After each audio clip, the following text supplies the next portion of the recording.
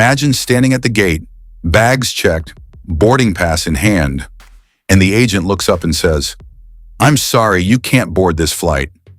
Not because the plane is canceled, not because the flight is overbooked, but because of one small issue with your passport or ID that you never even thought about. In this video, we're breaking down the 12 passport and ID mistakes that get travelers denied boarding, and some of them will genuinely shock you. Let's start with the one that's going to blindside a ton of people in the US, the real ID problem. As of May 7th, 2025, TSA started enforcing real ID at airport security for travelers 18 and older. That means if you're flying domestically and you show up with a driver's license that's not real ID compliant, you may not make it past security unless you have another acceptable ID like a passport. The giveaway is that little star symbol in the upper corner of your license. If your license doesn't have that star, TSA may treat it like it's not valid for flying. On enforcement day at big airports like LAX, a lot of travelers had no idea this was even happening. People showed up with licenses that were fine for driving, but not fine for flying, and found out at the checkpoint. They weren't late. Their flight wasn't canceled. They were just holding the wrong version of an ID. So here's your first action item. Take out your wallet today, look at your license, and find that star. If it's not there, either upgrade to a real ID before your next domestic trip or plan to carry your passport every time you fly. Do not wait until the morning of your flight to discover this at the security line. Mistake number 2 is the passport rule that quietly kills international trips all the time, the 6-month validity trap. Most travelers assume that as long as their passport hasn't expired yet, they're good. That's not how many countries see it. A lot of destinations require your passport to be valid for 3 or 6 months beyond your planned departure date, and the airline is usually the one enforcing that at check-in. Picture this. You're flying to Europe, your passport expires in 4 months, and your trip is only 10 days long. You feel fine, but some countries won't even let you board with less than 6 months of validity. Travelers heading to Spain and other Schengen countries have been turned away at the airport for exactly this reason. On the flip side, airline staff sometimes get these rules wrong in the other direction. There was a case where a British Airways passenger flying to Florida was refused because staff insisted on a 6-month rule that doesn't apply to US entry. So you've got strict rules in some places and confused staff in others. Your best defense is simple. Check the official passport validity requirements for your destination before you book. Don't rely on memory. As a personal rule of thumb, if your passport has less than 9 months left, start planning a renewal before you travel internationally. That gives you a buffer for both strict countries and human error. Mistake number 3 is the damaged passport nightmare. We think damage means something dramatic, like a passport that went through the washing machine. In reality, immigration officers and airlines can treat even small imperfections as grounds to refuse you. There are real cases where a traveler was denied boarding because a corner of a page was detached by barely a centimeter. Another traveler was stopped over a small rip near the spine of the book. Others have had issues with curled laminate on the photo page, water stains, or loose binding after years of use. From the airline's perspective, if immigration at your destination rejects your passport, they're the ones fined and forced to fly you back. So if there's any doubt, they're more likely to say no at check-in than risk a penalty. That's why you can't just check dates. You have to check the physical condition. Open your passport and look carefully. Tears, loose corners, curling, watermarks, pages separating at the spine, ink that's blurred. If your gut says, "This might look bad to an officer," treat that as a sign to renew early. Losing a trip over a half-torn corner is the kind of story that sounds ridiculous until it happens to you. Mistake number 4. Name mismatches between your ticket and your ID. This sounds basic, but it causes chaos every single day. Airlines and security systems expect your name to appear exactly as it is on your passport or legal ID, not your nickname, not the shorter version you use on social media, not what autofill randomly dropped in. If your passport says Samantha Rose Thompson and your ticket says Sam Thompson, that can trigger delays and extra checks. Families get hit with this a lot. One example, a father's name on his trusted traveler card was missing a middle name that appeared on his passport and his airline profile. That tiny difference was enough to cause an issue on an international trip. Sometimes an agent fixes it on the spot. Other times you get sent back to the check-in desk, charged a change fee, or told the name can't be corrected and a new ticket is needed. The way to avoid this is boring but powerful.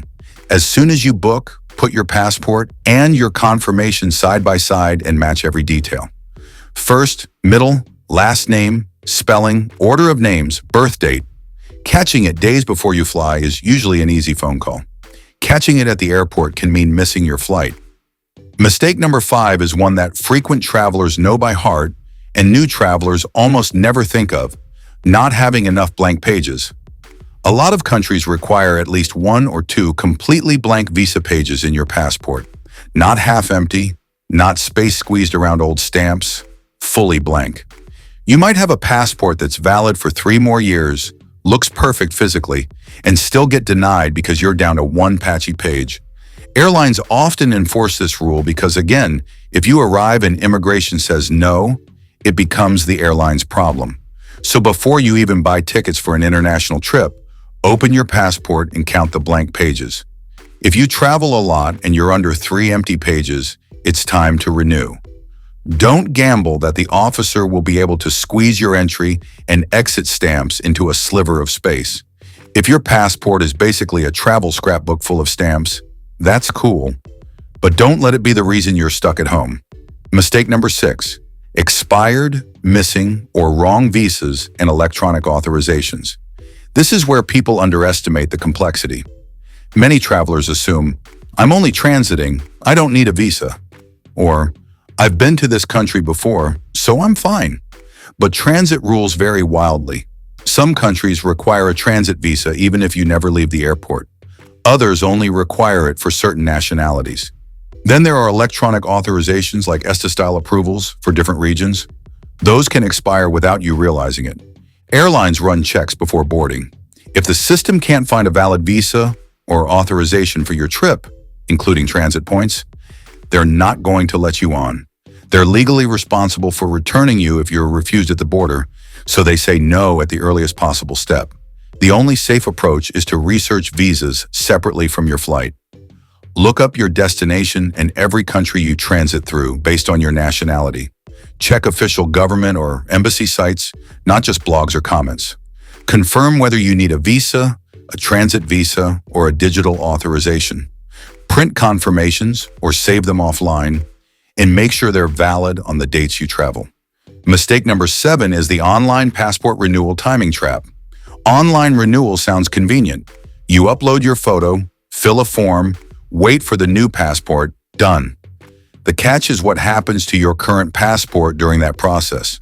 Once your renewal is processed, your existing passport can be canceled in the system before the new one is in your hand. If you've booked a trip in that window, you could find yourself standing at the airport with a passport that looks valid but is no longer recognized as such, and no new passport to replace it yet. At that point, there's nothing the airline can do. They need a current, valid passport record they can see in the system. So don't start an online renewal if your trip is close. Build a buffer of at least a few months between your renewal and any international travel. If you're up against the clock, look into expedited or in-person options instead of gambling on timing. The last thing you want is a perfect itinerary and no legally valid document to travel on. Mistake number 8 is Europe's new digital border era, the entry/exit system, or EES. Europe is moving toward a system where non-EU travelers get their entries and exits recorded with biometrics. Think fingerprints and facial recognition instead of just a simple stamp. In practice, that means new machines, new procedures, and, at least at first, longer lines as everyone gets used to it. For you, the traveler, that creates 2 problems. First, longer queues can mean missed connections inside Europe, especially at busy hubs where everyone is funneled through the same checkpoints. Second, EES is being introduced alongside ETIAS, a new pre-travel authorization many visitors will need before heading to Europe. As soon as that happens, scam sites pop up pretending to be official ETS application portals. They overcharge, mess up your information, or just take your data. If you fall for one of those and your application is wrong or never properly submitted, the airline may see no valid authorization and refuse to board you. The fix is simple but non-negotiable. Always use official EU or government websites, leave extra connection time for European hubs, and double-check your EDAs or similar approval before leaving home. Mistake number 9. Typos on your boarding pass or in your booking. This is the kind of tiny clerical error that turns into a huge headache at the airport. You or your travel agent might mistype your surname by one letter, flip 2 digits in your birth date, or mix up a middle and last name. Some systems are flexible, others are not. When the data on your ticket doesn't match your ID, check-in kiosks can fail, security officers may send you back, and gate agents might refuse boarding until it's corrected. Fixing a name or date error days before departure is often just a quick call. Fixing it on the day of travel can mean fees, complete reissue, or no available seats on the later flight.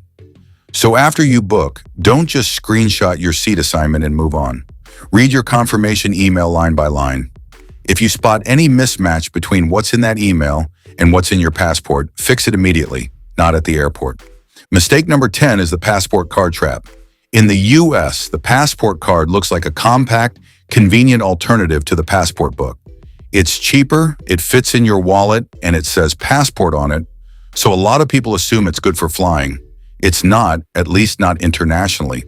Passport cards are only valid for land and sea crossings to specific regions like Canada, Mexico, and some Caribbean destinations.